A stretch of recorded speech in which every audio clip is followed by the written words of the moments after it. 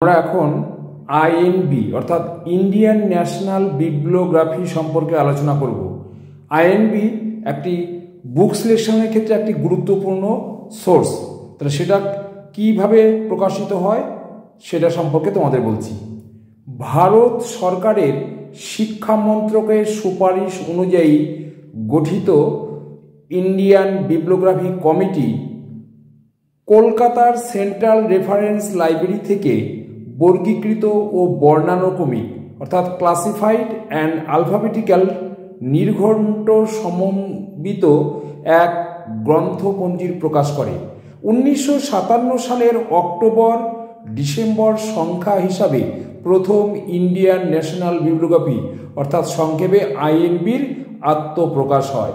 1956 সালে ভারতবর্ষের delivery of books and news papers act অনুযায়ী জাতীয় গ্রন্থাগারে যে সমস্ত বই জমা পড়ে তারই ভিত্তিতে রচিত হয় এই গ্রন্থপঞ্জি বা আইএনবি।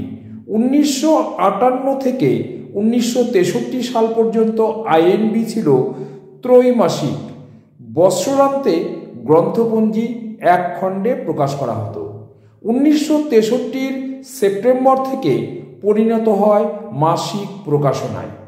জাতীয় গ্রন্থপঞ্জি হিসাবে আইএনবির খ্যাতি ভারতের 14টি প্রধান ভাষায় প্রকাশিত তাবৎ গ্রন্থপঞ্জি হিসাবে এর মূল্য অপরিসীম।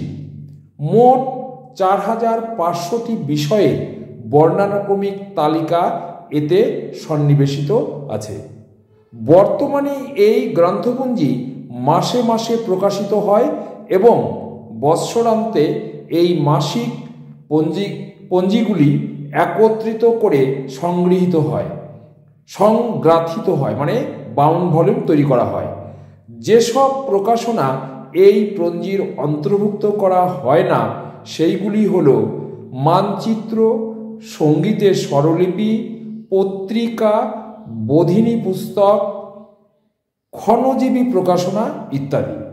অতএব অবশেষে বলা যায়, নানা ত্রুটি বিচ্যুতি থাকা সত্ত্বেও জাতীয় গ্রন্থপঞ্জিটি গ্রন্থ নির্বাচনের নির্ভরযোগ্য উপকরণ হিসাবে ভারতের সমস্ত গ্রন্থাগারেই সমাদৃত হয়ে আছে।